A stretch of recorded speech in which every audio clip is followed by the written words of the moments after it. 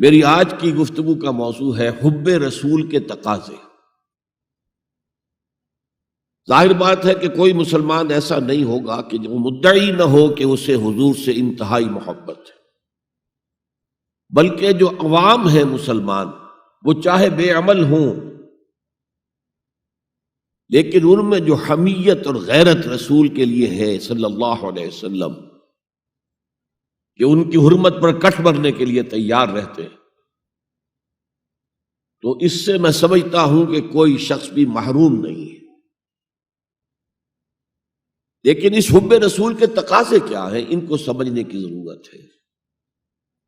کہیں ایسا نہ ہو کہ ہم تو اپنے تئیں یہ سمجھتے رہے کہ ہم بہت عاشق رسول ہیں، محب رسول ہیں، لیکن آخرت میں جا کر قیامت کے دن ہم پر راز کھلے کہ نہیں، اللہ کو تو یہ شے قبول نہیں ہے، تمہارا دعویٰ رد ہے۔ اس ضمن میں سب سے پہلے آپ کے سامنے ایک فارمولہ رکھنا چاہتا ہوں۔ دیکھیے، اسلام کا تقاضا کیا ہے؟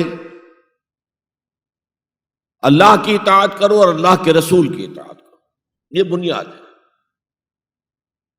حاکم مطلق اللہ ہے، شارع حقیقی اللہ ہے، اور اس کے نمائندے کی حیثیت اس کے رسول کو حاصل ہے صلی اللہ علیہ وسلم۔ اطیعوا اللہ و اطیعوا الرسول۔ اس سے جو انحراف کرے گا، میں نے ابھی آپ کے سامنے سورہ آل عمران کی 2 آیتیں پڑھی ہیں۔ قُلْ إِن كُنتُمْ تُحِبُّونَ اللَّهَ فَاتَّبِعُونِي يُحْبِبْكُمُ اللَّهُ۔ اے نبی، ان سے کہہ دیجئے اگر تم اللہ سے محبت کرتے ہو تو میرا اتباع کرو، میری پیروی کرو، اللہ تم سے محبت کرے گا۔ وَيَغْفِرْ لَكُمْ ذُنُوبَكُمْ، اور تمہاری خطائیں بھی بخش دے گا۔ وَاللَّهُ غَفُورٌ رَحِيمٌ، اور اللہ تو غفور بھی ہے، رحیم بھی ہے۔ قُلْ اطیعوا اللہ والرسول،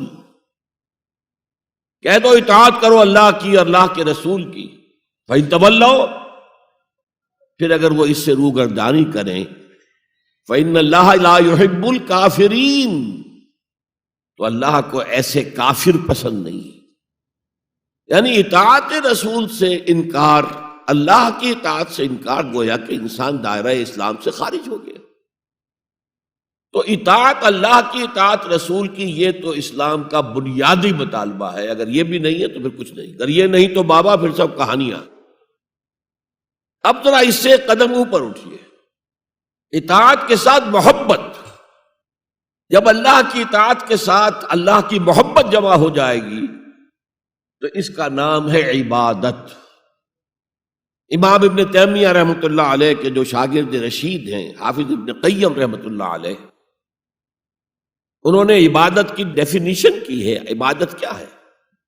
العبادت تجمع اصلین، 2 بنیادی چیزوں کو جمع کرنے سے عبادت وجود میں آتی ہے: غایت الحب وغایت الذل والخضوع، حد درجے کی اللہ کی محبت اور حد درجے میں اللہ کے سامنے گویا کہ پست ہو جانا، جھک جانا، بچھ جانا۔ انتہائی اطاعت، انتہائی محبت۔ انتہائی میں کیوں کہہ رہا ہوں؟ سورہ بقرہ کے 20ویں رکوع کی پہلی آیت ہے، والذین آمنوا اشد حبا للہ، اور جو لوگ صاحب ایمان ہوتے ہیں وہ شدید ترین ہوتے ہیں اللہ کی محبت میں۔ بعد میں یہ تو مثبت انداز ہے، منفی انداز میں جو آیت آئی ہے وہ بہت سخت وعید والی ہے، وہ میں بعد میں آپ کو سناؤں گا، تلاوت میں نے کی ہے۔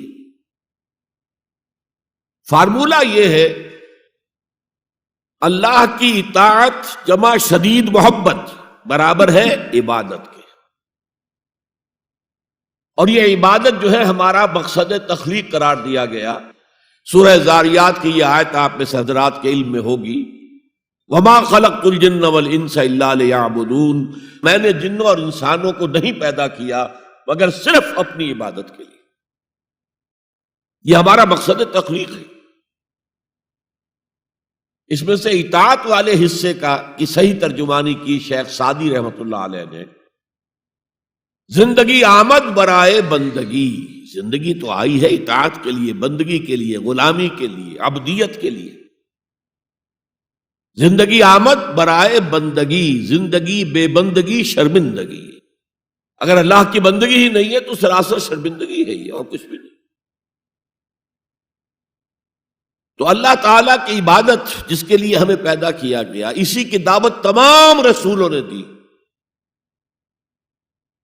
یا قوم اعبدوا اللہ ما لکم من الہ غیرہ، اے میری قوم کے لوگوں، اللہ کی عبادت کرو، تمہارا کوئی معبود اس کے سوا نہیں ہے۔ حضرت نوح کی دعوت بھی یہی تھی، حضرت ہود کی بھی یہی تھی، حضرت صالح کی بھی یہی تھی، حضرت شعیب کی بھی یہی تھی۔ بس فرق کیا ہے کہ پہلے رسول آتے تھے اپنی اپنی قوموں کی طرف صرف، لہذا آپ کو ان رسولوں کے ضمن میں ملے گا یا قوم اعبدوا اللہ ما لکم من الہ غیرہ، اے میری قوم کے لوگوں، اللہ کی عبادت کرو، اللہ کی بندگی کرو، اللہ کی پرستش کرو، اسی کو اپنا محبوب اصلی بناؤ اور اس کے ہر حکم کی اطاعت کرو۔ یا قوم اعبدوا اللہ ما لکم من الہ غیرہ۔ نبی اکرم صلی اللہ علیہ وسلم پر آ کر، کیونکہ آپ کی بعثت ہے پوری نوع انسانی کے لیے، تو اب یا قومے کا لفظ نہیں رہا، یا ایھا الناس، اے لوگو، اے بنی نوع انسان۔ یا ایھا الناس اعبدوا ربکم الذی خلقکم والذین من قبلکم لعلکم تتقون، اے لوگو عبادت کرو، بندگی کرو، پرستش کرو اپنے اس رب کی جس نے تمہیں بھی پیدا کیا اور جو تم سے پہلے تھے ان کو بھی پیدا کیا، تاکہ تم بچ سکو۔ یہ کیوں کہا دوہرا کر تم سے پہلوں کو بھی پیدا کیا؟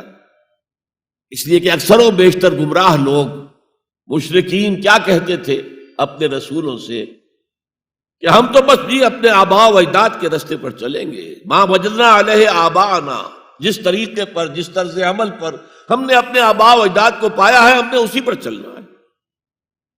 تو واضح کر دیا تم بھی مخلوق ہو، وہ بھی مخلوق تھے، تم بھی انسان ہو، وہ بھی انسان تھے، تم سے بھی غلطی ہو سکتی ہے، ان سے بھی ہو سکتی تھی۔